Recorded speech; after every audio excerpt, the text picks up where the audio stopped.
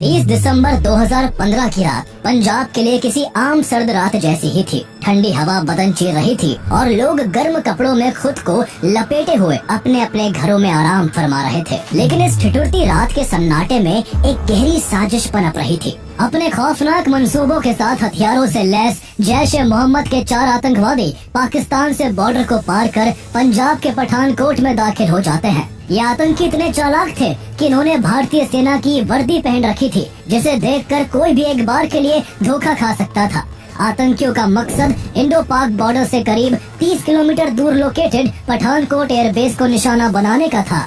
ये एयरबेस भारत के लिए स्ट्रेटेजिकली बहुत इम्पोर्टेंट है, जिसने पाकिस्तान के खिलाफ 1965 और 1971 की जंग में भी अहम भूमिका निभाई थी। आतंकी यहाँ आत्मघाती हमला करके यहाँ मौजूद भारतीय वायुसेना के फाइटर जेट्स को डिस्ट्रॉय करना चाहते थे। यहाँ तक पहुँचने के लिए आतंकी एक कार की तलाश में होते हैं, लेकिन अब तक सुबह हो चुकी थी और दिन की रोशनी ने उनके लिए खतरा बढ़ा दिया था। इसलिए वो दिन भर जंगलों और झाड़ियों में छिपे रहे। जब 31 दिसंबर का दिन ढला तो अंधेरा होते ही वो फिर से बाहर आ गए और जानियाल रोड पर किसी गाड़ी के गुजरने का इंतजार करने लगे। रात करीब 9:30 बजे आतंकियों की नजर यहीं से गुजर रही एक इनोवा कार पर पड़ी, जिसे एकागर सिंह नाम के शख्स चला रहे थे। गाड़ी को जब आतंकियों ने रुकने का इशारा किया तो एकागर सिंह उनकी इंडियन आर्मी की ड्रेस को देखकर धोखा खा गए और उन्होंने खुशी खुशी गाड़ी रोक दी। जैसे ही गाड़ी रुकी, आतंकियों ने उनका मोबाइल छीन लिया और उनका गला काटकर उनकी बॉडी को वहीं पास के खेत में फेंक दिया। आतंकियों को जल्दी थी, इसलिए वो गाड़ी को बड़ी तेज रफ्तार से चलाने लगे। इसी जल्दबाजी में उनकी गाड़ी कुछ दूर जाने के बाद ही रावी रिवर ब्रिज के धूसी टर्न के पास खराब हो गई। इसके चलते आतंकियों को मजबूरन इनोवा कार वहीं छोड़नी पड़ी। वो थोड़ी दूर जाकर गन्ने के खेतों में छिप गए और यहाँ से किसी दूसरी गाड़ी के गुजरने का इंतजार करने लगे। रात के 11 बज चुके थे कि तभी आतंकियों की नजर एक दूसरी गाड़ी महिंद्रा XUV 500 पर पड़ी। ये गाड़ी पंजाब पुलिस के SP सलविंदर सिंह की थी, जो अपने दोस्त राजेश वर्मा और कुक मदन गोपाल के साथ एक दरगाह पर मत्था टेक कर वापस गुरदासपुर लौट रहे थे। गाड़ी राजेश वर्मा चला रहे थे। जैसे ही वो कोरियन मोड़ के पास पहुँचे, आतंकियों ने उन्हें भी रुकने का इशारा किया। ये लोग भी उन आतंकियों की वेशभूषा को देखकर धोखा खा गए और उन्होंने भी उन्हें फौजी समझकर गाड़ी रोक दी। गाड़ी रुकते ही आतंकियों ने उन पर अपनी राइफलें तान दी और जबरदस्ती गाड़ी के अंदर घुसकर SP सलविंदर सिंह और उनके दोनों साथियों के हाथ पैर बांध दिए और उनके मोबाइल छीन लिए। उन्हीं के फोन से एक आतंकी ने पाकिस्तान में बैठे अपने आका काशिफ जान को फोन मिलाया और अपनी करंट लोकेशन की जानकारी देते हुए कहा कि उन्हें कार मिल गई है और वो जल्द ही टारगेट तक पहुंच जाएंगे। वो एयरफोर्स शब्द का बार बार जिक्र कर रहे थे, जिससे तीनों बंदी बने लोगों को इतना तो समझ आ गया था कि आतंकियों का मंसूबा इंडियन एयरफोर्स पर हमला करने का है। कहने के बाद गाड़ी चलने लगी। चलती गाड़ी में ही आतंकियों ने उन तीनों को पहले तो लात घूंसो और राइफल की बट से खूब पीटा और फिर गुलपुर सिमली गांव के पास जंगल के इलाके में पहुंचते ही SP सलविंदर सिंह और कुक मदन गोपाल की आंखों पर पट्टी बांधकर उन्हें चलती गाड़ी से धक्का दे दिया। आतंकियों को अभी तक ये नहीं पता था कि जिनको वो फेंक रहे हैं उनमें से एक पुलिस वाला भी है। वो अभी तक यही समझ रहे थे कि गाड़ी राजेश वर्मा चला रहा था, इसलिए गाड़ी का मालिक वही होगा। इसी वजह से वो उसे अपने साथ ले गए। जैसे ही वो आगे बढ़े, सलविंदर सिंह और मदन गोपाल ने मौका देखते ही किसी तरह अपने हाथ खोल लिए और आंखों से पट्टी हटाकर गुलपुर सिमली गांव तक पहुंच गए। सलविंदर सिंह को आतंकियों की फोन की बातचीत से ये तो कंफर्म हो गया था कि वो चारों आर्मी वर्दी में पाकिस्तानी आतंकी है, जो किसी बड़े हमले को अंजाम देना चाहते हैं। इसलिए गांव में घुसते ही उन्होंने किसी के फोन से तुरंत गुरदासपुर पुलिस कंट्रोल रूम को कॉल कर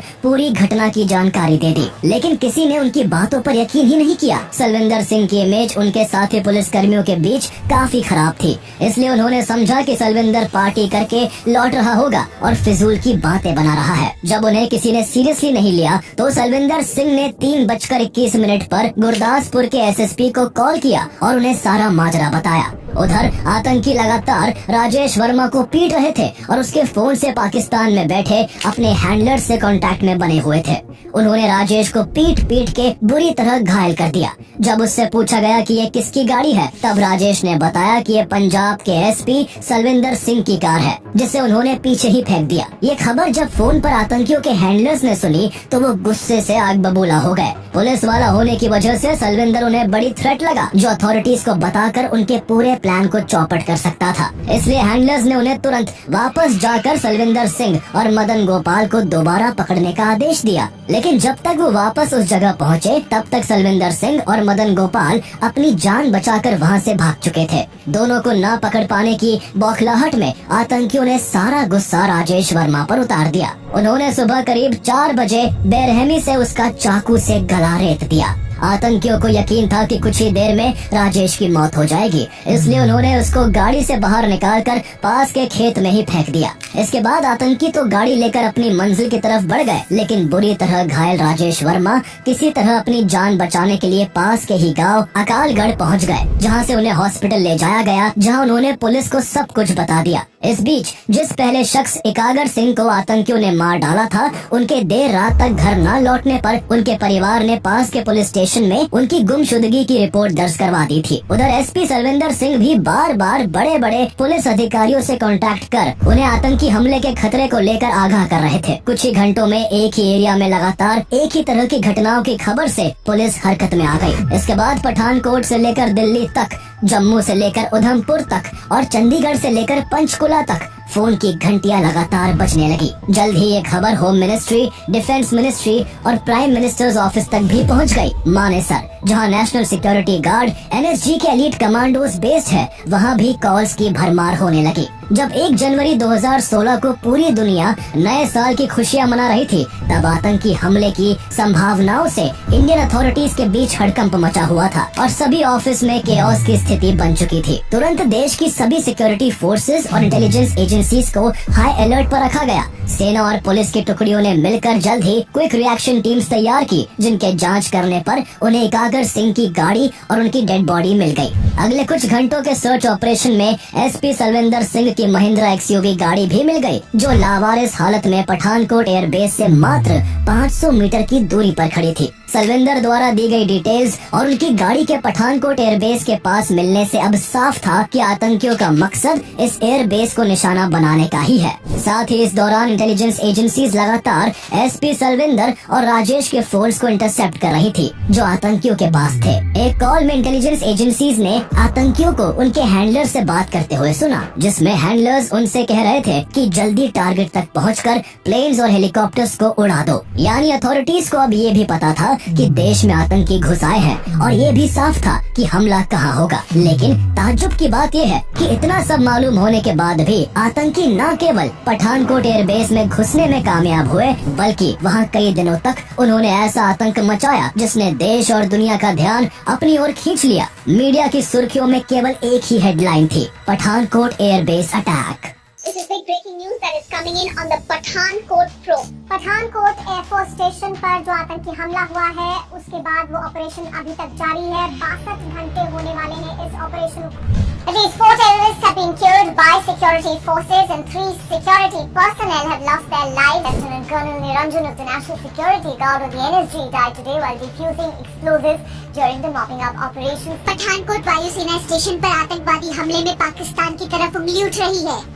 भारत ने पाकिस्तान को आतंकियों के पाकिस्तानी होने के सबूत भी दिए हैं। हमें हिंदुस्तान की तरफ से कुछ लीड्स मिली, जिस पे हम तहकीकात कर रहे हैं। The joint investigation team from Pakistan arrived in the national capital on Sunday to probe the deadly terrorist attack on the Pathankot Air Force Base. Pakistan has formally registered an FIR in the Pathankot Air Base attack case as part of the ongoing investigation into that terrorist attack that killed 7 Indian personnel. The FIR has been registered against unidentified people. जब ये confirm हो गया कि आतंकी Pathankot airbase को target करने वाले हैं, तो फौरन एयरफोर्स स्टेशन की सुरक्षा को बढ़ाया जाने लगा। कुछ ही देर में गरुड़ कमांडोज और डिफेंस सर्विस कॉर्प्स DSC की एक टीम स्टेशन के अंदर की सुरक्षा में तैनात कर दी गई। National security adviser Ajit Doval ने भी दिल्ली में army chief general Dalbir Singh Suhag, air chief marshal अरूप राहा and intelligence bureau and R&AW के हेड्स के साथ एक हाई लेवल मीटिंग की। मीटिंग के बाद NSG की एक टीम को तुरंत पठानकोट के लिए एयरलिफ्ट करने का आदेश जारी कर दिया गया। इधर चारों आतंकी अभी तक पठानकोट एयरबेस में घुस नहीं पाए थे। वो पठानकोट एयरबेस की दीवार तक पहुंचने ही वाले थे कि तभी आतंकियों को उनके हैंडलर का कॉल आ जाता है। उनका हैंडलर उन्हें डांट कर कहता है कि वो चारों अभी तक एयरबेस में घुस क्यों नहीं पाए हैं, जबकि 2 लोगों का एक ग्रुप पहले ही टारगेट तक पहुंच चुका है। इसका मतलब था कि पठानकोट को दहलाने के लिए 4 नहीं बल्कि 6 आतंकी 2 ग्रुप्स में आए थे और पहला ग्रुप पहले से ही LOC को पार कर सभी की नजरों से बचते हुए पठानकोट एयरबेस में घुसकर छिपा बैठा था, जिनकी सिक्योरिटी फोर्सेस को भनक तक नहीं थी। चारों आतंकी अपने हैंडलर की डांट के बाद एयरबेस की बाहरी दीवार तक पहुंच गए। एयर स्टेशन के आसपास जंगली इलाका था और सुरक्षा के नाम पर स्टेशन की दीवारों के ऊपर केवल कंटीली तारों की फेंस लगी हुई थी। अंदर भारी संख्या में यूकेलिप्टस के पेड़ भी लगे हुए थे, जिन पर आतंकी क्लाइंबिंग रोप बांधकर एयरबेस की दीवार पर चढ़ गए और वायर फेंस को काट डाला। अगले ही पल किसी की भी नजर में आए बिना एक एक करके चारों आतंकी एयरबेस के अंदर दाखिल हो गए। एयरबेस के अंदर डिलापिटेटेड MES स्टोर की बड़ी बड़ी शेड्स रखी हुई थी और पानी की निकासी के लिए यहाँ बड़े बड़े नाले भी बनाए गए थे। आतंकियों को अपनी घिनौनी साजिश को अंजाम देने के लिए रात के अंधेरे का इंतजार था, इसलिए उन्होंने खुद को दिन भर के लिए इन शेड्स और नालों में छिपा लिया। अब पठानकोट एयरबेस के अंदर आतंकियों के 2 ग्रुप मौजूद थे। 2 लोगों का ग्रुप पहले से ही यहाँ कहीं लंबी लंबी एलिफेंट ग्रास में छुप के बैठा था, जबकि बाद वाला 4 लोगों का ग्रुप नालों में छिप गया था। आतंकी अपने साथ 50 किलो एक्सप्लोजिव, 30 किलो ग्रेनेड्स और तेजी से आग पकड़ने वाले जेल भी लेकर आए थे, जिससे वो यहाँ के टेक्निकल एरिया तक पहुंचकर वहाँ station MiG-21 fighter jets, Mi-25 and Mi-35 attack helicopters, missiles और ड्रोन समेत सभी जरूरी चीजों को डिस्ट्रॉय कर सके। इधर पठानकोट एयरबेस के गेट के आसपास क्विक रिएक्शन टीम और DSC के जवान पोजीशन लेकर आतंकियों से भिड़ने का इंतजार कर रहे थे। उन्हें इस बात का जरा भी अंदाजा नहीं था कि वो जिन आतंकियों का गेट पर बेसब्री से इंतजार कर रहे हैं वो पहले ही एयरबेस में घुस के बैठे हुए हैं। शाम तक यहाँ मेजर जनरल दुष्यंत सिंह की लीडरशिप में NSG के 160 कमांडोज की एक टीम भी आ पहुंची। सभी कमांडोज ने जल्दी जल्दी अपनी पोजीशन ले ली। अब उन्हें बस उन आतंकियों का इंतजार था जिन्हें मिट्टी में मिलाकर वो पाकिस्तान को संदेश देना चाहते थे कि जब भी कोई भारत की सीमा में गलत इरादे से दाखिल होता है उसे उसकी कीमत अपनी जान देकर चुकानी पड़ती है। लेकिन आतंकी पूरे दिन बदबूदार नालों में चूहे की तरह दुबके रहे। जैसे ही रात हुई वो एक्टिव हो गए। अब उन्हें सही मौके की तलाश थी। इसके बाद 4 आतंकियों वाला ग्रुप हमले को इनिशिएट करने की जिम्मेदारी लेता है। 2 जनवरी की रात के करीब 3 बजे चारों आतंकी नालों से बाहर निकल आए और टेक्निकल एरिया की तरफ बढ़ने के लिए गरुड़ कमांडोज पर हमला कर दिया। अचानक हुए इस हमले से कमांडोज जब तक संभल पाते तब तक आतंकी गोलीबारी और हथगोले फेंकते हुए DSC के मेस तक पहुंच गए। वहां एक्स आर्मी रेसलर जगदीश चंद चाय बना रहे थे। उन्होंने जैसे ही आतंकवादियों को देखा वो फौरन अलर्ट हो गए। उन्होंने एक आतंकी से उसकी राइफल छीन ली और उसे वहीं ढेर कर दिया। लेकिन इससे पहले कि वो बाकी आतंकियों को रोक पाते आतंकियों ने उन पर गोलियां बरसा दी और वो वहीं शहीद हो गए। इसके बाद बचे हुए तीनों आतंकियों ने मेस में घुसकर अंधाधुंध फायरिंग कर दी, जिससे DSC के 4 और जवान अपनी जान गंवा बैठे। अपने 5 साथियों की मौत से सभी जवान गुस्से से भर उठे। उन्होंने आतंकियों को एलिमिनेट करने और एयरबेस को उनसे फ्री करने के लिए यहाँ ऑपरेशन ढांगू शुरू कर दिया। पठानकोट एयरबेस लगभग 25 किलोमीटर में फैला हुआ है, जहाँ करीब 10,000 एयरफोर्स कर्मी अपने परिवार सहित रहते हैं। मेस से उनके घरों की दूरी काफी कम थी, इसलिए उन पर हॉस्टेजेस बनाए जाने का खतरा मंडरा रहा था। इस दौरान एयर स्टेशन में नाइजीरिया, अफगानिस्तान, बांग्लादेश और म्यांमार के 23 मिलिट्री ट्रेनीज भी मौजूद थे। एयरफोर्स को चिंता थी कि अगर इन ट्रेनीज को कोई नुकसान पहुंचा तो इंडिया को इंटरनेशनल लेवल पर काफी दिक्कतों का सामना करना पड़ सकता है। इसके अलावा एयरबेस के मेस से महज 500 मीटर की दूरी पर मौजूद टेक्निकल एरिया को भी सेफ गार्ड करना मेन प्रायोरिटी था। दर्जनों Garud commandos and NSG commandos इस एरिया के चारों तरफ घेराबंदी बनाए हुए थे। मेस के बाद आतंकी फर्नीचर वाली बिल्डिंग में छुपकर कमांडोज पर गोलीबारी करने लगे। उनके छिपकर हमला करने से भारतीय कमांडोज को काउंटर करने में मुश्किलों का सामना करना पड़ रहा था, इसलिए उनकी एग्जैक्ट पोजीशन का पता लगाने के लिए अनमैन्ड एरियल व्हीकल यानी UAV को उड़ाया गया। जब NSG कमांडोज को उनकी पोजीशनिंग का अंदाजा हो गया तो उन्होंने रिटेलिएट करना शुरू किया। आतंकियों के पास AK-47 राइफल्स थी, जिनका जवाब भारतीय commandos MP5 assault rifle, Glock pistol और कॉर्नर शॉटगन जैसी मॉडर्न राइफल से दे रहे थे। दोनों ओर से भयंकर गोलीबारी शुरू हो गई। गोलियों की तड़तड़ाहट और भारी बमबारी से पूरा इलाका सहम उठा। इस तरह सुबह से दोपहर और दोपहर से शाम हो गई। आतंकी कभी फायरिंग करते तो कभी ग्रेनेड और एक्सप्लोजिव का इस्तेमाल करते, लेकिन इसके बावजूद आतंकी आमने सामने की लड़ाई में कमांडोज के आगे कहीं भी नहीं टिक पा रहे थे। कमांडोज ने आतंकियों की हर चाल को नाकाम करके रख दिया था। इसका अंजाम ये हुआ कि 2 जनवरी की शाम तक 3 और आतंकियों को मार गिराया गया। पूरे 4 आतंकियों की मौत के बाद गोलियों और बम धमाकों की आवाज बिल्कुल थम गई। जब काफी समय तक आतंकियों की ओर से कोई रिटेलिएशन नहीं हुआ तो जवानों में जश्न का माहौल बन गया। वहाँ मौजूद लोग ये मान बैठे कि एयरबेस में केवल 4 आतंकी ही थे जिन्हें मार गिराया जा चुका है। डिफेंस फोर्सेज ऑपरेशन को बंद करने का मन बना चुकी थी और इस खबर को दिल्ली तक पहुंचा दिया गया था। सरकार के कुछ मिनिस्टर्स ने भी पठानकोट एयरबेस से टेररिस्ट को न्यूट्रलाइज करने के लिए सिक्योरिटी फोर्सेस को धड़ाधड़ बधाई देते हुए कई ट्वीट्स कर दिए। लेकिन भारत ने जश्न मनाने में जल्दबाजी कर दी थी। ये किसी बड़े खतरे से पहले की शांति थी, अभी खेल खत्म नहीं हुआ था। सिक्योरिटी फोर्सेस को इस बात का जरा भी अंदाजा नहीं था कि यहाँ की बड़ी बड़ी घास और झाड़ियों में 2 और आतंकी बहुत पहले से चुपचाप सही मौके के इंतजार में बैठे हुए हैं। इन आतंकियों के पास मॉर्फिन इंजेक्शन, पके हुए चिकन और रोटियों के कुछ पैकेट थे, जिनके सहारे वो कई दिन तक बिना बाहर आए सरवाइव कर सकते थे। लेकिन इन बातों से अनजान NSG ने ऑपरेशन को खत्म मानकर यहाँ के पूरे एरिया को सैनिटाइज करना शुरू कर दिया। 3 जनवरी की सुबह बॉम्ब स्क्वाड के commanding officer lieutenant colonel Niranjan ने अपनी टीम के साथ मरे हुए आतंकियों के शरीर पर बंधे एक्सप्लोजिव और ग्रेनेड को डिफ्यूज करने का काम शुरू किया। थोड़ी ही देर में 3 आतंकियों के एक्सप्लोजिव्स को डिफ्यूज किया जा चुका था, लेकिन लेफ्टिनेंट कर्नल निरंजन ने जैसे ही चौथे आतंकी के शरीर से बम को डिफ्यूज करने की कोशिश की, आतंकी के शरीर पर लगा एक्सप्लोजिव ब्लास्ट हो गया। लेफ्टिनेंट कर्नल निरंजन ने बुलेट प्रूफ जैकेट पहन रखी थी, लेकिन धमाके की इंटेंसिटी इतनी ज्यादा थी कि उनकी जान नहीं बच सकी। इस विस्फोट से 5 अन्य कमांडोज भी बुरी तरह घायल हो गए। लेफ्टिनेंट कर्नल निरंजन के शहीद होने से पठानकोट एयरबेस एक बार फिर से सहम गया। इसी केओस का फायदा उठाकर अभी तक काफी समय से छिपे बैठे दोनों आतंकियों ने सुबह 10 से 11 बजे के आसपास एयरबेस के एक दूसरे ब्लॉक से अचानक जवानों पर गोलीबारी शुरू कर दी। इस ब्लॉक की पहली मंजिल पर 6 डिफेंस पर्सनल भी मौजूद थे। यदि आतंकवादी उन्हें हॉस्टेजेस बना लेते तो उनकी जान के बदले में वो भारत से बार्गेनिंग कर सकते थे, लेकिन किस्मत से आतंकियों को इसकी खबर नहीं थी, इसलिए उन्होंने इस ओर ध्यान नहीं दिया। उनका टारगेट टेक्निकल एरिया को तबाह करने का था। उनकी गोलीबारी से सभी जवान एक बार फिर से अलर्ट हो गए। साथ ही 80 कमांडोज की 2 और NSG यूनिट्स को दिल्ली से पठानकोट एयरलिफ्ट किया गया। सबसे पहले उस ब्लॉक में फंसे 6 डिफेंस पर्सनल को सुरक्षित बाहर निकाला गया। इसके बाद NSG और गरुड़ कमांडोज ने मिलकर पूरी बिल्डिंग को चारों तरफ से घेर लिया, लेकिन दोनों आतंकी फिर भी कमांडोज की पकड़ में नहीं आए। आतंकियों ने पूरे दिन कमांडोज को इधर से उधर उलझा रखा।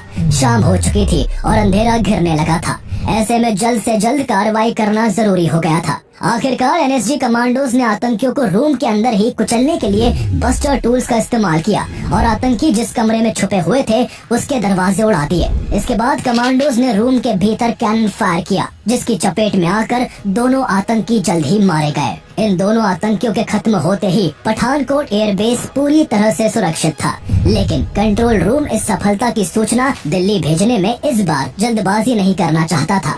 NSG कमांडोज ने एयरबेस के चप्पे चप्पे को खंगालना जारी रखा और लगातार कई घंटों की सर्च के बाद जब उन्हें सब कुछ सही लगा तो आखिरकार 5 जनवरी की दोपहर तक ऑपरेशन बंद कर दिया गया। बेशक 6 के 6 आतंकियों को मिट्टी में मिलाकर और टेक्निकल एरिया को सेफ रखकर भारत ने आतंकियों का प्लान फेल कर दिया था, लेकिन इसके लिए देश के 7 जवानों को कुर्बान होना पड़ा था। इनमें से गरुड़ कमांडो गुरसेवक सिंह भी थे, जिनकी शादी को मात्र 45 दिन ही हुए थे। अपने जवानों की शहादत से पूरा देश शोक में डूबा हुआ था। सरकार इस हमले के लिए जिम्मेदार एक एक आतंकी को बेनकाब करना चाहती थी। इसलिए जब पठानकोट एयरबेस में आतंकियों को न्यूट्रलाइज करने के लिए जवानों का ऑपरेशन ढांगू चल रहा था, उसी दौरान पंजाब पुलिस SP सलविंदर सिंह और उसके दोनों साथियों राजेश और मदन गोपाल से पूछताछ कर रही थी। पुलिस जानना चाहती थी कि जिन आतंकियों ने एकागर सिंह को गला काट कर मार डाला था, उन्होंने सलविंदर को आखिर कैसे इतनी आसानी से छोड़ दिया। दिया। सलविंदर सिंह की इमेज पहले से ही पुलिस महकमे में खराब थी। वही उन्होंने इंटेरोगेशन के दौरान भी कई बार अपना बयान बदला,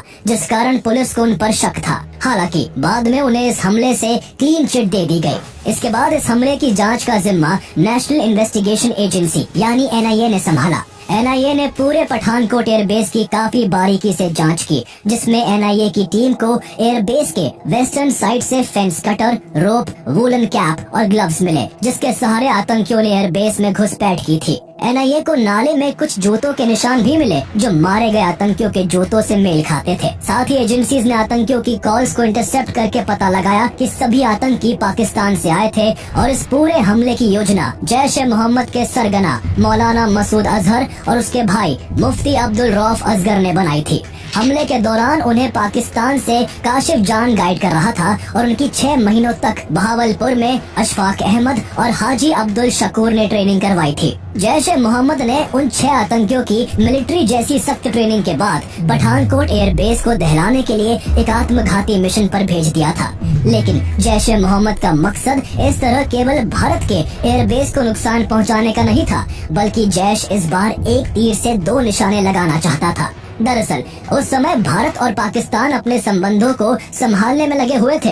इस हमले से केवल 6 दिन पहले ही 25 दिसंबर 2015 को नरेंद्र मोदी काबुल से लौटते वक्त अचानक से पाकिस्तान के लाहौर जा पहुंचे थे और पाकिस्तानी प्राइम मिनिस्टर नवाज शरीफ से मुलाकात की थी। नरेंद्र मोदी इस दौरान लाहौर में शरीफ के पाकिस्तान समारोह में भी शामिल हुए थे। ये 2004 के बाद पहला मौका था जब भारत के प्राइम मिनिस्टर ने पाकिस्तान का दौरा किया था। नरेंद्र मोदी ऐसा करके सालों से बिगड़ते रिश्ते को फिर से पटरी पर लाना चाहते थे, लेकिन इस तरह दोनों देशों की नजदीकियों को जैश-ए-मोहम्मद ने अपने एग्जिस्टेंस के लिए एक बड़े खतरे के रूप में देखा। इसलिए उसकी इस अटैक की साजिश का मकसद भारत के एयर पावर को कम करने के साथ साथ भारत और पाकिस्तान के बीच उभर रही दोस्ती पर चोट करना था। इस अटैक में जैश-ए-मोहम्मद का हाथ होने की वजह से इंडिया पाकिस्तान के बीच जो शांति की राह बन रही थी वो टूट गई और भारत ने किसी भी तरह की पीस टॉक्स को तुरंत पोस्टपोन कर दिया। इंडिया ने पाकिस्तान पर टेररिज्म के खिलाफ एक्शन लेने का प्रेशर बनाया, जिसके चलते पाकिस्तान ने कुछ कार्रवाई भी की और जैश-ए-मोहम्मद के कई मेंबर्स को अरेस्ट कर लिया।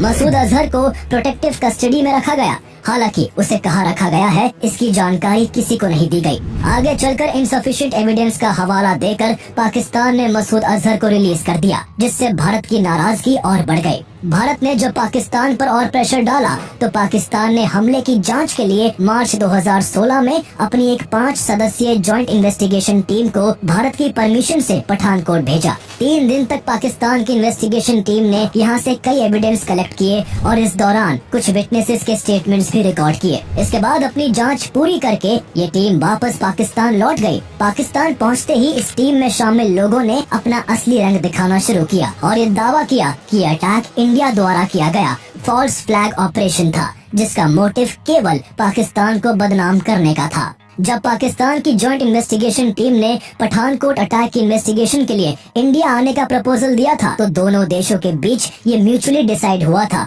कि उनकी विजिट के बाद NIA की भी एक टीम पाकिस्तान आकर इसकी इन्वेस्टिगेशन करेगी। लेकिन इसके बाद पाकिस्तान ने भारत को जांच का भरोसा तो दिया, लेकिन बाद में पाकिस्तान अपने वादे से मुकर गया। इसको लेकर then foreign minister Sushma Swaraj ने पाकिस्तान की कड़ी आलोचना करते हुए कहा था कि जब तक पाकिस्तान पठानकोट अटैक पर कॉन्क्रीट स्टेप्स नहीं उठाता तब तक दोनों देशों के बीच कोई भी डायलॉग संभव नहीं होगा, क्योंकि टेररिज्म और पीस टॉक दोनों एक साथ नहीं चल सकते।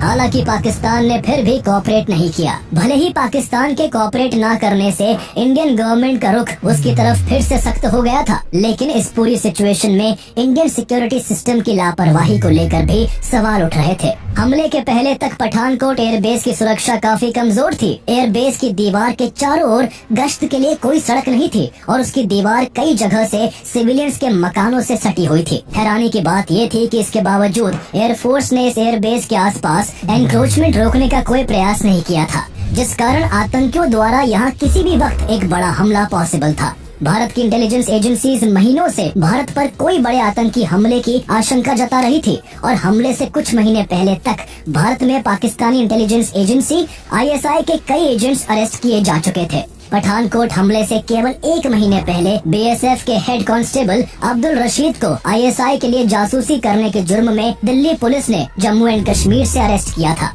अब्दुल रशीद और उसके रिलेटिव कफायतुल्लाह खान कई महीनों से आईएसआई के कांटेक्ट में थे और अरेस्ट होने से पहले दोनों भारतीय सेना की कई इंपॉर्टेंट इंफॉर्मेशन आईएसआई को दे चुके थे। इसके अलावा शेख मोहगल और मोहम्मद एजाज को भी कोलकाता और मेरठ से आईएसआई के लिए जासूसी करते हुए पकड़ा गया था, जबकि दिसंबर 2015 में पोखरण से ex army man Govardhan Singh भी पकड़ा गया, जो सालों से भारतीय डिफेंस फोर्स की इम्पोर्टेंट इंफॉर्मेशन आईएसआई तक पहुंचा रहा था। इसके अलावा पठानकोट हमले से पहले एयरमैन रंजीत के को भी दिल्ली पुलिस की क्राइम ब्रांच, मिलिट्री इंटेलिजेंस और एयर फोर्स की एक यूनिट ने अपने जॉइंट ऑपरेशन के जरिए भटिंडा एयर बेस से आईएसआई के लिए जासूसी करने के जुर्म में अरेस्ट किया था।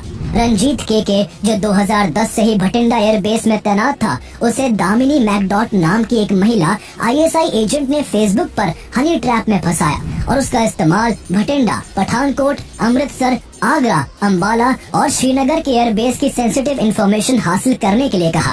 अरेस्ट होने से पहले तक रंजीत के कई एयरबेस की फाइटर एयरक्राफ्ट की संख्या और ट्रांसपोर्टेबल रेडार यूनिट्स की एग्जैक्ट लोकेशन की जानकारी आईएसआई तक पहुंचा चुका था। आईएसआई ने उससे western and northern air commands में चलने वाली लाइव एयर एक्सरसाइजेस और इंडिया रशिया मिलिट्री एक्सरसाइजेस से जुड़ी जानकारी भी मांगी थी, लेकिन उससे पहले ही वो गिरफ्तार कर लिया गया था। एक साल में इतने बड़े स्केल पर देश से आईएसआई के कई एजेंट्स के पकड़े जाने से स्पष्ट था कि Pakistan based terrorist organisations Indian air base पर जरूर कोई बड़ा हमला प्लान कर रहे थे। हमले से पहले इंडियन डिफेंस फोर्सेस के पास एसपी सलविंदर और राजेश वर्मा की गवाही से लेकर उनकी कार का आतंकियों द्वारा पठानकोट एयर बेस के केवल 500 मीटर के दायरे में खड़ी करने तक कई इंफॉर्मेशन थी, लेकिन इसके बावजूद आतंकी पठानकोट एयर बेस की सुरक्षा में सेंध लगाकर घुसने में सफल हो गए थे। बाद में मिनिस्ट्री ऑफ होम अफेयर्स ने इस हमले की जांच के लिए एक स्टैंडिंग कमेटी बनाई। कमेटी ने भी पठानकोट एयर बेस को विजिट करके अपनी रिपोर्ट में इंडियन डिफेंस फोर्सेस की लापरवाही को लेकर फटकारा। स्टैंडिंग कमेटी का कहना था कि अगर सेंटर इस मामले को गंभीरता से लेता और इंटेलिजेंस एजेंसीज ने सही तरीके से काम किया होता तो आतंकी कभी एयर बेस में घुस ही नहीं पाते। कमेटी ने आगे कहा कि इतने टेरर अलर्ट्स के बावजूद आतंकियों का पठानकोट एयर बेस में घुसना और वहां गोलीबारी करना इंटेलिजेंस एजेंसीज और सिक्योरिटी फोर्सेस के बीच के लैक ऑफ कोऑर्डिनेशन को दर्शाता है। सिक्योरिटी एजेंसीज ना तो समय रहते खतरे को भांप सकी और न ही तेजी से एक्शन ले सकी। हालांकि आतंकियों के एयरबेस में घुसने के बाद भारतीय जवानों ने उनका सामना काफी अच्छे से किया। जवानों की वजह से जैश ए मोहम्मद के आतंकी एयरबेस के टेक्निकल एरिया तक नहीं पहुंच पाए थे, जिस वजह से एयरफोर्स का बड़ा नुकसान होते होते बचा था। जैश ए मोहम्मद का ये मंसूबा भले ही नाकाम रहा, लेकिन वो जो दरार भारत और पाकिस्तान के बीच चाहता था, वो दरार इस हमले के बाद दोनों देशों में फिर से आ चुकी थी। जैश ए मोहम्मद यही नहीं रुका, बल्कि इस हमले के केवल 8 महीने बाद उरी अटैक और करीब 3 साल बाद पुलवामा अटैक को अंजाम देकर उसने दोनों देशों के बीच तनाव की एक गहरी खाई खोद दी। भारत ने भले ही पठानकोट अटैक के जवाब में पाकिस्तान और जैश ए मोहम्मद के खिलाफ कोई मिलिट्री एक्शन नहीं लिया, लेकिन उरी अटैक और पुलवामा अटैक के जवाब में भारत ने दुश्मन के घर में घुसकर उसको सबक सिखाया।